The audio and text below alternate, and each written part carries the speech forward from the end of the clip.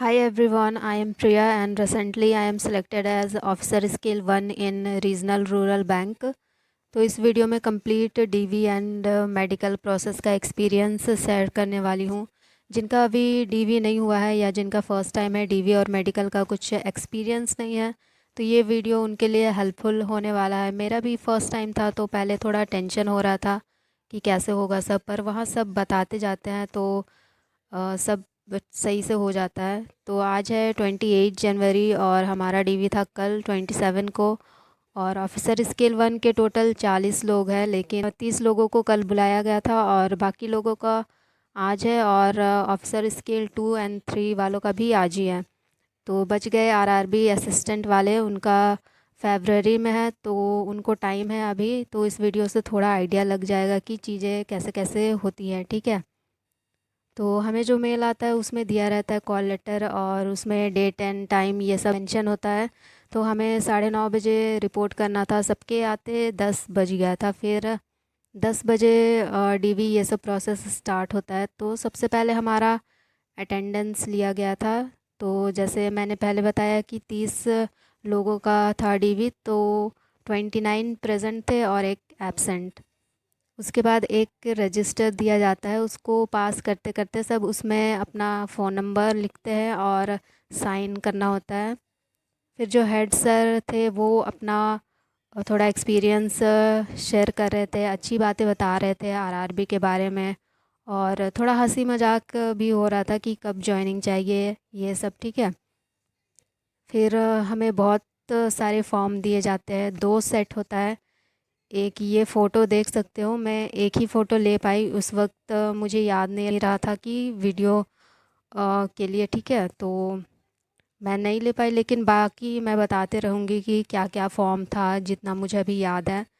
तो 15-16 पेज का था, काउंट नहीं की थी इसलिए सही से नहीं पता। और एक सेट था मेडिकल वाला, उसमें बस 4-5 पेज था, ठीक है। तो बात करते हैं फर्स्ट सेट के बारे में। तो इसमें कैसे फॉर्म फिल करना है ये सब सर बताते जा रहे थे। हम जिस रूम में बैठे थे वहाँ बड़ा सा प्रोजेक्टर लगा हुआ था, तो उसमें सर बताते जा रहे थे हर एक पेज को कैसे भरना है। और अगर आपका कुछ गलती भी होता है तो दूसरा फॉर्म आप मांग सकते हो, वो लोग दे देते हैं। मेरा भी 3 पेज में कुछ कुछ मिस्टेक था तो मैंने मांगा था वो तीनों का एक्स्ट्रा फॉर्म, ठीक है। और इसके साथ ही बायोमेट्रिक भी हो रहा था साथ साथ उस वक्त। बस एक आइडेंटिटी कार्ड देखते हैं और थंब इम्प्रेशन और फ़ोटो कैप्चर करके आपको वेरीफाई किया जाता है। तो अब बात करते कि क्या क्या फॉर्म था। तो सबसे पहले पेज में सेल्फ अटेस्टेशन ऐसा लिखा हुआ था। इसमें आपको बस अपना नाम, रोल नंबर, एड्रेस लिखना होता है। ज़्यादातर पेजेस में यही लिखना था। फिर नेक्स्ट पेज में अपने मदर फादर के बारे में लिखना था। वहाँ कॉलम बना हुआ था, तो नाम, ऑक्यूपेशन, एड्रेस, यही सब, ठीक है। उसके बाद नेक्स्ट फॉर्म होता है रेफरी का। तो इसमें 2 रेफरी का नाम देना होता है और अच्छे से पूरा डिटेल के साथ लिखना होता है, जैसे नेम और उनका एड्रेस, पिन कोड और फ़ोन नंबर, ऐसे लिखना होता है। ये एक ही पेज में होता है, ठीक है। उसके बाद कैरेक्टर वेरिफिकेशन वाला फॉर्म होता है, ये 2 फॉर्म होता है। तो इसमें सर ने बोला था कि जो हमने 2 रेफरी का नाम दिया हुआ है उन्हीं का लिखना था, ठीक है। ऊपर में उन्हीं का नाम, एड्रेस, ये सब लिखना था और नीचे कुछ स्पेस था तो उसमें नहीं लिखना था। वो बोले कि ये फॉर्म उन्हीं के पास जाएगा और वो फिर कुछ कुछ लिख के देंगे जब हमारा मतलब वेरिफिकेशन होगा तो ज्वाइनिंग के वक्त। फिर ऐसी एक पुलिस वेरिफिकेशन, ये भी कैरेक्टर वेरिफिकेशन के लिए ही था। तो पुलिस के पास जाएगा, तो पुलिस स्टेशन का हमें नाम लिखना था। आप जिस एरिया में रहते हो वहाँ का जो पुलिस स्टेशन है वो नाम देना था, ठीक है। और मतलब डिटेल में एड्रेस वगैरह लिखना था। उसके बाद और फॉर्म था, उसमें फैमिली डिटेल्स लिखना था, मतलब कितने फैमिली मेम्बर है। जैसे कॉलम बना हुआ था, 5 कॉलम था, तो उसमें नेम लिखना था। फिर रिलेशनशिप लिखना था, आपसे क्या रिलेशनशिप है। फिर उनका डेट ऑफ बर्थ लिखना था और मैरिटल स्टेटस ऐसे लिखना था सभी का। उसके बाद एक फॉर्म था मान लो आप कहीं पे वर्किंग हो, कहीं पे एम्प्लॉय हो, तो ये वाला फॉर्म, उसमें कुछ कुछ लिखना था। मैं तो पहले से वर्किंग नहीं हूँ, तो ये वाला फॉर्म को हमने बस ऐसे क्रॉस करके नॉट एप्लीकेबल ऐसे लिख दिया था, ठीक है। उसके बाद मैरिटल स्टेटस वाला था एक फॉर्म, तो उसमें ऑप्शन रहता है मैरिड हो, अनमैरिड हो, विडो हो, ऐसे करके, तो जो भी हो उसको टिक करना था। और बस बाकी फॉर्म में ऐसे ही होता है कि सब में तो नाम ही लिखना होता है अपना, ये सब। और फिर एक फॉर्म था आइडेंटिटी कार्ड वाला, तो इसको अच्छे से लिखना है क्योंकि हमें हमारा आइडेंटिटी कार्ड बनेगा जब हम एम्प्लॉय हो जाएंगे बैंक के, तो हमें मिलेगा आइडेंटिटी कार्ड। तो उसमें नेम लिखना था और फ़ोन नंबर वगैरह था और पैन कार्ड नंबर ऐसा था, और कुछ कुछ था जैसे date of joining, date of issue, ये सब हमें नहीं लिखना था, ठीक है। तो सर बताते जाते क्या क्या लिखना है, क्या क्या नहीं। और इसमें फ़ोटो भी पेस्ट करना होता है। उसमें बना हुआ था बॉर्डर फ़ोटो पेस्ट करने के लिए। और जो मैंने फ़र्स्ट फॉर्म बताया था ना, सेल्फ अटेस्टेशन वाला, तो उसमें भी फ़ोटो पेस्ट करना होता, तो 2 फ़ोटो लगता है टोटल। ये पूरा 15-16 पेज वाला फॉर्म में सिर्फ 2 फ़ोटो लगता है। उसके बाद एक फॉर्म रहता है नॉमिनी फॉर्म का, कि मान लो आपको जॉब करते कुछ हो गया तो फिर पेंशन वगैरह ऐसे कुछ था। तो इसमें मैंने अपनी मदर का नाम लिखा था, और इसमें भी मतलब उसका डेट ऑफ बर्थ और कितना परसेंट दोगे ये सब मेंशन करना था, तो मैं 100% ऐसे लिखी थी। उसके बाद डोमिसाइल वाला था, उसमें भी नेम वगैरह लिखना था और प्लेस, ये सब। और बाकी कुछ कुछ फॉर्म थे उसको हमें नहीं भरना था, जैसे कि बॉन्ड वाला फॉर्म था, फिर सेल्फ डिक्लेरेशन, ऐसे कुछ कुछ फॉर्म था। और तो वो बोले कि ये सब जॉइनिंग के टाइम भराया जाएगा, ठीक है। तो ऐसे करके ये हो जाता है फॉर्म। उसके बाद जो मेडिकल वाला हमें मिलता है 4-5 पेज का, तो उसमें भी फर्स्ट पेज में वही नेम, रोल नंबर, किस पोस्ट के लिए हो, ऑफिसर स्केल 1, तो उसमें टिक करो, एड्रेस, यही सब होता है। और सेकंड पेज में शायद नाम ही लिखना था, और बाकी हमें छोड़ देना होता है क्योंकि जो डॉक्टर रहेंगे वही फिर सब लिखेंगे, ठीक है। इस तरीके से सारा फॉर्म फिलअप हो गया था, और इसी में शायद 2-3 घंटा लग गया था, ठीक है। उसके बाद सबको एक एक करके डीवी के लिए बुलाया जा रहा था, सीरियल नंबर वाइज। जैसे वो लिस्ट आया था ना हमारा, सबका, जो भी लोग सेलेक्ट हुए हैं, तो उसमें जैसा आपका सीरियल नंबर है उसी हिसाब से होगा। तो सबको बुलाते गए और डीवी होते गया। तो वो बोले थे कि जो अभी जेरोक्स लाए हुए हैं फ़ोटोकॉपी, तो उसमें पहले से ही सेल्फ अटेस्ट कर लेना है, और उसमें मतलब साइन करना होता है और डेट लिखना होता है, ठीक है। तो साइन और डेट सब में सारे फ़ोटोकॉपीज़ में कर लेना, तो इससे क्या होगा कि आपका डीवी प्रोसेस थोड़ा जल्दी होगा।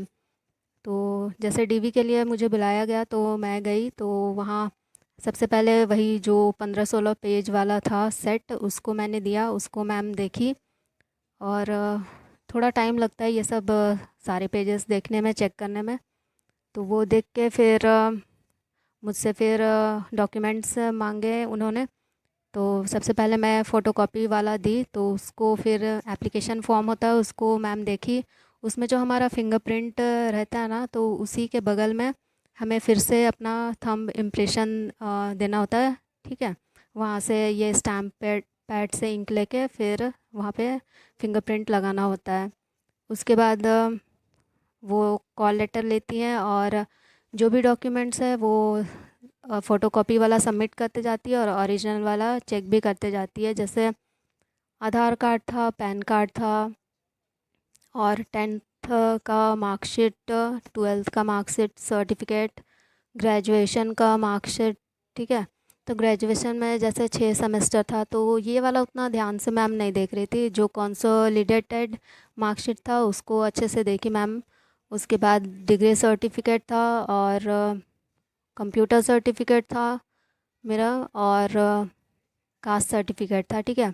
और हाँ, जो वो 15-16 वाला पेज था ना, उसमें एक फॉर्म ये भी होता है कि जो जो डॉक्यूमेंट्स आप लाए हो वो सब लिखना होता है, ठीक है। तो इसके बाद हमारा मेडिकल का प्रोसेस स्टार्ट होता है। तो मेडिकल वाला जो सेट होता है पेपर, तो उसमें एड्रेस लिखा होता है, तो वो हमारा जहाँ डीवी होता है उसी के आसपास होता है, 5 मिनट का रास्ता था, उधर ही था हॉस्पिटल। तो वहाँ हम गए। तो वहाँ सबसे पहले काउंटर में जाके आपको पर्ची कटाना होता है वहाँ पे। फिर वो बताते हैं इधर जाओ। तो सबसे पहले मेज़र किया जाता है हमारा हाइट, वेट, बीपी, ये सब। और उसके बाद ब्लड टेस्ट, यूरिन टेस्ट, ये सब होता है। उसके बाद हमें एक्सरे के लिए भेज देते हैं। और एक्सरे दूसरे बिल्डिंग में होता है, ठीक है, वो भी उधर ही पास में होता है, 2-3 मिनट का रास्ता होता है। तो वहाँ जाके फिर एक्सरे होगा, बाद वापस वही पुराने बिल्डिंग में आना होता है हॉस्पिटल में। फिर वहाँ पे आपको एक रूम में बुलाया जाएगा। वहाँ आई टेस्ट, आई चेकअप, मतलब बहुत बेसिक सा होता है कि सामने एक कैलेंडर था, उसमें कुछ लाइन लिखा हुआ था, तो वही सर रीड करा रहे थे और बस कुछ कुछ चीज़ें पूछ रहे थे, ठीक है। और मेडिकल वाले में एक पेज में बस हमें लिखना होता है, ऊपर में सेल्फ डिक्लेरेशन लिखा होता है, तो वही पेज बस हमें फिल करना होता है। तो वहाँ पे डॉक्टर थे, तो उन्होंने मुझे बोला कि आप सब लिखो खुद से। जैसे उसमें होता है ना कि कुछ भी बीमारी, डिजीज़ का नाम होता है, तो सब में तो नो ही आ रहा था कि जैसे आपको किडनी रिलेटेड ऐसे प्रॉब्लम है, कुछ लेप्रोसी है, या फिर और भी कुछ कुछ डिजीज़ का नाम था, ठीक है। तो सब में मैं नो करते गई क्योंकि कुछ वैसा डिजीज़ था नहीं। फिर एक आता है आई वाला में। तो आई वाला में उसमें लिखना होता है कि आप कब से पहन रहे हो, आप अगर चश्मा पहनते हो तो कब से पहन रहे हो, वो लिखना था। और लेफ़्ट और राइट आई का पावर लिखना था, ठीक है। और फिर ऐसे ही था, बाकी में तो नो नो ही लिखते गई थी। और ऐसे भर के फिर वही काउंटर पे हमें दे देना होता है, और बस इतना ही। वो डायरेक्ट फिर बाद में बैंक वालों को वो लोग ही सबमिट कर देंगे, वो हमें नहीं बताएंगे कि क्या रहा रिपोर्ट, ठीक है। हमें रिपोर्ट का कुछ पता नहीं चलेगा, वो डायरेक्ट बैंक को ही दे देंगे। तो ऐसे करके मेडिकल प्रोसेस भी कंप्लीट होता है।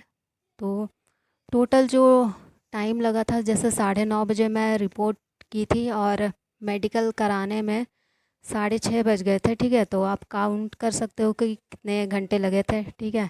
तो बहुत हेक्टिक डे था, बहुत इधर से उधर, बस मतलब पूरा सुबह से लेकर शाम तक उधर ही रहो, तो बहुत हेक्टिक डे था, ठीक है।